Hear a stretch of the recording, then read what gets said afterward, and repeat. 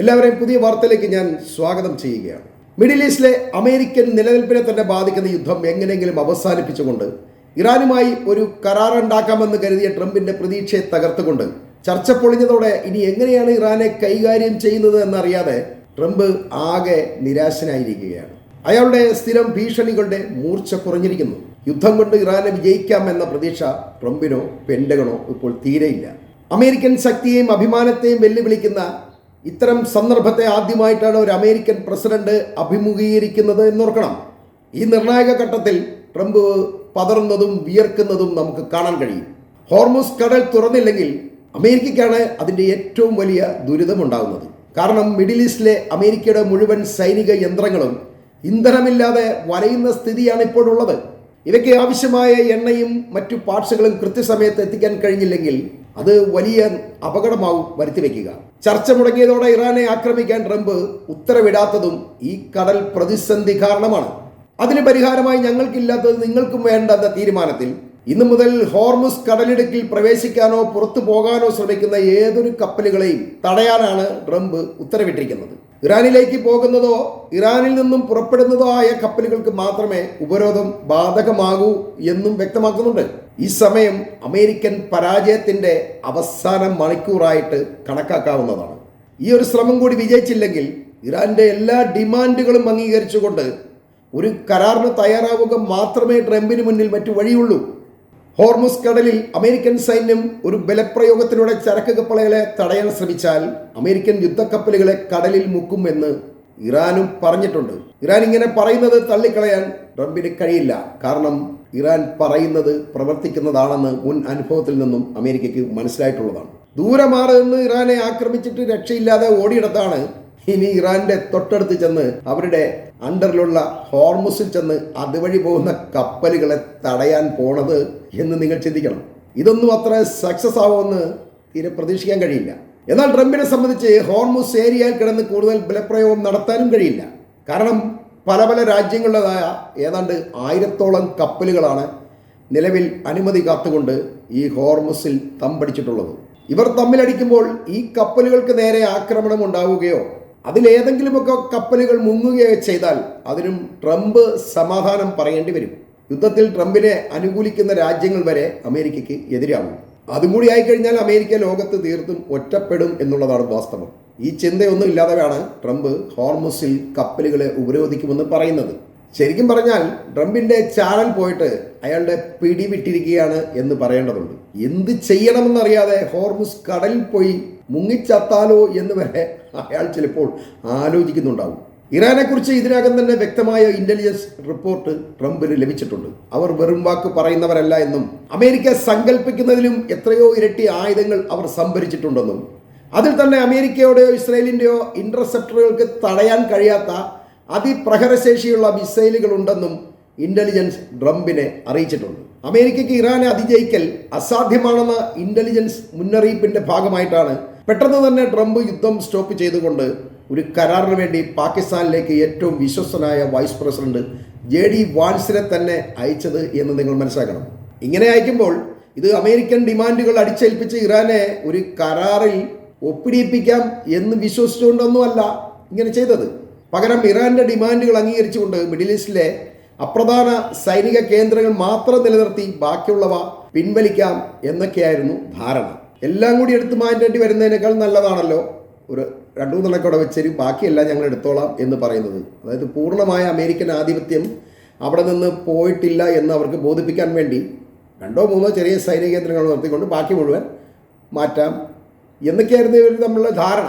തന്നെയുമല്ല, ഇക്കൂട്ടത്തിൽ ഇറാനിൽ ആണവ പരിശോധന നടത്തില്ല, അതുപോലെ തന്നെ ഇറാന്റെ ബാലിസ്റ്റിക് മിസൈൽ നിർമ്മാണം തടയില്ല, ഇസ്രായേലിനെ നിയന്ത്രിച്ചോളാം എന്നൊക്കെ ഇറാന്റെ ഏതാണ്ട് എല്ലാ ഡിമാൻഡുകളും വാൻസ് അംഗീകരിച്ചതിന് ശേഷമാണ് വെള്ളിയാഴ്ച തീരുമാനിച്ച ചർച്ചയ്ക്ക് വരാതിരുന്ന ഇറാൻ ശനിയാഴ്ച എത്തിയത്. കരാർ ഉറപ്പാകുമെന്ന വിശ്വാസത്തിലാണ് അത് രാത്രി വെളുക്കുവോളം നീണ്ടുപോയത്. എന്നാൽ പെട്ടെന്ന് തന്നെ ഹോർമുസ് ആദ്യം തുറക്കണം എന്ന പിടിവാശി ചർച്ചയെ വഴിതെറ്റിക്കാൻ വാൻസ് മനഃപൂർവ്വം ചെയ്തതാണെന്നാണ് പാകിസ്ഥാൻ വിശ്വസിക്കുന്നത്. എല്ലാം പറഞ്ഞുറപ്പിച്ച് കയറിയ വാൻസിൽ നിന്നും പെട്ടെന്ന് ഇങ്ങനെ സംഭവിച്ചത് ആരുടെയോ നിർദ്ദേശത്തിന് ശേഷമാണ്. കാര്യങ്ങൾ വഷളാണെന്ന് കണ്ടതോടെ ഇറാൻ അപ്പോഴേ ചർച്ച അവസാനിപ്പിച്ച് സ്ഥലം വിട്ടു. എന്നാൽ വാൻസിനോട് അല്പം കൂടി വെയിറ്റ് ചെയ്യുമെന്ന് ഇടനില നിന്ന പാകിസ്ഥാന്റെ പ്രധാനമന്ത്രി പറഞ്ഞിട്ടും അത് കേൾക്കാതെ വാൻസും ഉടൻ തന്നെ സ്ഥലം വിടുകയാണ് ഉണ്ടായത്. പിന്നെ അവിടെ നിന്നിട്ട് വലിയ കാര്യമില്ലെന്ന് വാൻസിന് മനസ്സിലായിട്ടുണ്ടാവും. എന്നാൽ ഈ നിർദ്ദേശം ആരിൽ നിന്നാണ് ഇയാൾക്ക് കിട്ടിയത് എന്ന് പത്രലോകം ഇപ്പോൾ അന്വേഷിച്ചുകൊണ്ടിരിക്കുകയാണ്. അത് അടുത്ത ദിവസം മിക്കവാറും പുറത്തു വരും ആ വാർത്ത. ശരിക്കും ട്രംപ് പ്രസിഡന്റ് ആണെങ്കിലും Steve Witkoff, Marco Rubio, Pete Hegseth, Thomas Barrack, അതുപോലെ ജോയൽ റൈബാൻ, ജാരഡ് കുഷ്ണർ തുടങ്ങി ചെറിയ ഒരു കോർ ഗ്രൂപ്പാണ് ഈ അമേരിക്കയുടെ കാര്യങ്ങൾ തീരുമാനിക്കുന്നതും നിയന്ത്രിക്കുന്നതുമൊക്കെ. ഇതിൽ ജാരഡ് കുഷ്ണർ ട്രംപിൻ്റെ മകളെ കെട്ടിയ ആളും ജൂതനുമൊക്കെയാണ് കേട്ടോ. ട്രംപിൻ്റെ മരുമോനാണെങ്കിലും കുഷ്ണർക്ക് കാര്യമായ ഔദ്യോഗിക സ്ഥാനമൊന്നുമില്ലെങ്കിലും ട്രംപിൻ്റെ ഉപദേശകരിൽ പ്രധാനിയാണ്. അത് അമ്മായിപ്പനെ ഉപദേശിക്കുന്നതൊക്കെ ഈ മരുമോനാണ്. അങ്ങനെ ഇങ്ങനെ ചെയ്യുന്നതൊക്കെ. ഇയാൾക്ക് വെളിവില്ലാത്തതുകൊണ്ട് കുറേയൊക്കെ മരുമോൻ പറയുന്നത് അനുസരിക്കും. പിന്നെ അയാളൊരു ഉന്നതകുല ജാതനാണല്ലോ, അതായത് ജൂതനാണല്ലോ. അതുകൊണ്ട് ട്രംപിന് പുള്ളി അടിച്ചൊരു റെസ്പെക്റ്റൊക്കെ ഉണ്ട്. അതുകൊണ്ട് മരുമോനെ പുള്ളി അംഗീകരിക്കും കേട്ടോ. എന്നാൽ ഈ കോർ ഗ്രൂപ്പിൻ്റെ താല്പര്യങ്ങൾക്കനുസരിച്ച് ട്രംപിനെ തെറ്റിദ്ധരിപ്പിക്കുന്നതാണ് അയാളെ കുഴക്കുന്നതും പറഞ്ഞത് മാറ്റി പറയേണ്ടി വരാൻ കാരണമാകുന്നതും. ശരിക്കും പറഞ്ഞാൽ മിഡിൽ ഈസ്റ്റിലെ ഒരു ശരിയായ ചിത്രം ഇപ്പോഴും ട്രംപിന് വ്യക്തമല്ല എന്നുള്ളതാണ് വാസ്തവം. അവിടുത്തെ കാലാവസ്ഥ, അമേരിക്കയുടെ മിഡിൽ ഈസ്റ്റിലെ സൈനിക ശേഷി, ഇവയെക്കുറിച്ചൊന്നും ട്രംപിന് യാതൊന്നും അറിയില്ല. യുദ്ധം നമ്മൾ വിജയിച്ചിരിക്കുകയാണ് എന്ന് കോർ കമ്മിറ്റി ട്രംപിനെ ധരിപ്പിച്ചതുകൊണ്ട് അയാൾ നിരന്തരം ഇങ്ങനെ നമ്മൾ യുദ്ധം വിജയിച്ചു നിങ്ങൾ പറഞ്ഞുകൊണ്ടിരിക്കുകയാണ്. ഇത് കേട്ട് ലോകം പരിഹസിക്കുമ്പോഴും ട്രംപ് അതും അറിയുന്നില്ല. കാരണം ഇയാൾ രാവിലെ ഇരുന്ന് പത്രം വായിക്കുമൊന്നും അല്ലല്ലോ. അയാളുടെ ഓഫീസിൽ അയാളോട് ഏറ്റവും അടുത്ത ആൾക്കാർക്ക് മാത്രമേ പ്രവേശനമേ ഉള്ളൂ. അവർ പറയുന്നതാണ് ഇയാൾ കേൾക്കുന്നത്. അല്ല ഇയാൾക്ക് ലോകമായിട്ടൊന്നും ബന്ധമൊന്നുമില്ല. നമ്മൾ സാധാരണക്കാരെ പോലെ അവനവരൊപ്പം പത്രവും വായിച്ച് ചായയും കുടിച്ചിരിക്കുമൊന്നും അല്ലല്ലോ ട്രംപ് ചെയ്യുന്നത്. അയാൾക്ക് ഇങ്ങനെ ഏറ്റവും അടുത്ത ആൾക്കാർ വിവരങ്ങൾ ധരിപ്പിക്കും. അതാണ് ശരിയെന്ന് ഇയാൾ വിശ്വസിക്കും. യഥാർത്ഥത്തിൽ ട്രംപോ അതല്ലെങ്കിൽ അമേരിക്കയുടെ സൈന്യമോ ഒന്നുമല്ല ഈ യുദ്ധത്തെ നിയന്ത്രിക്കുന്നത്. അത് നെതന്യാഹുവിൻ്റെ നിലനിൽപ്പാണ്. യുദ്ധത്തിൽ നെതന്യാഹുവിൻ്റെ നിലനിൽപ്പ് പ്രധാനമാണ്. അഴിമതിയുടെ വിചാരണ, വരാൻ പോകുന്ന തിരഞ്ഞെടുപ്പ്, ഇവയെല്ലാം നെതന്യാഹുവിനെ അലട്ടുന്ന പ്രശ്നങ്ങളാണ്. കൂടാതെ യുദ്ധക്കുറ്റവാളി എന്ന നിലയിൽ അന്താരാഷ്ട്ര കോടതിയിലും വിചാരണ അയാൾ നേരിടേണ്ടതുണ്ട്. ഇതിനെയൊക്കെ മറികടക്കാനും നിലനിൽക്കാനും യുദ്ധം തുടരുന്നത് തന്നെയാണ് നെതന്യാഹുവിന് എപ്പോഴും നല്ലത്. അതല്ലാതെ ഈ ഇറാനെയും മിഡിൽ ഈസ്റ്റ് രാജ്യങ്ങളെല്ലാം അടിച്ച് തോൽപ്പിച്ചിട്ട് വിജയിക്കാൻ കഴിയും എന്നൊരു വിശ്വാസത്തിലൊന്നുമല്ല അയാളിങ്ങനെ യുദ്ധം ചെയ്തുകൊണ്ടിരിക്കുന്നത്. രാജ്യം നശിച്ചാലും അയാളുടെ നിലനിൽപ്പ് മാത്രമേ അയാൾ നോക്കുന്നുള്ളൂ. ഇത് അവിടുത്തെ നാട്ടുകാർക്കും മനസ്സിലായതുകൊണ്ടാണ് അവർ നിരന്തരമായി നെതന്യാഹുവിനെതിരായിട്ട് പ്രതിഷേധങ്ങൾ സംഘടിപ്പിക്കുന്നത്. ഇത് ഞാൻ പല വീഡിയോയിലും പറഞ്ഞിട്ടുണ്ട് കേട്ടോ. യുദ്ധം കാരണം 2-3 ആഴ്ച കൂടി വിചാരണ നീട്ടിവെക്കണമെന്ന് കഴിഞ്ഞ ദിവസമാണ് കോടതികളിൽ നെതന്യാഹു അപേക്ഷിച്ചിട്ടുള്ളത്. ഇത് 3 വർഷത്തിലധികമായും തുടരുന്ന ഒരു നീട്ടിവെക്കലാണ്. ആദ്യം ഗസ യുദ്ധം, ഇപ്പോൾ രണ്ടാമത് ഇറാൻ യുദ്ധം. അപ്പോൾ അടുത്ത ഇത് കഴിഞ്ഞാൽ ചിലപ്പോൾ ഇയാൾ തുർക്കിയായിട്ട് യുദ്ധം ചെയ്യാൻ സാധ്യതയുണ്ട്. അപ്പോൾ അങ്ങനെ ഈ ഓരോരോ യുദ്ധങ്ങൾ തുടരുന്നതിലൂടെ നെതന്യാഹു ജാകുന്നവരെ യുദ്ധത്തിൽ തന്നെയായിരിക്കും ഇനി കടക്കാൻ പോകുന്നത്. യുദ്ധം അവസാനിച്ചാൽ നെതന്യാഹു ശിക്ഷിക്കപ്പെടുകയും ജയിലിലാവുകയൊക്കെ ചെയ്യുമെന്ന് അയാൾക്കറിയാം. അപ്പോൾ അതുകൊണ്ട് ഉള്ളിടത്തോളം കാലം ജയിലിലാകാതെ ഇസ്രായേലിൻ്റെ പ്രധാനമന്ത്രിയായിട്ട് സുഖമായിട്ട് ജീവിക്കാം എന്നൊക്കെയാണ് അയാൾ കരുതുന്നത്. കാരണം ലോക ശ്രദ്ധ ഇപ്പോൾ അയാൾ തന്നെയാണല്ലോ.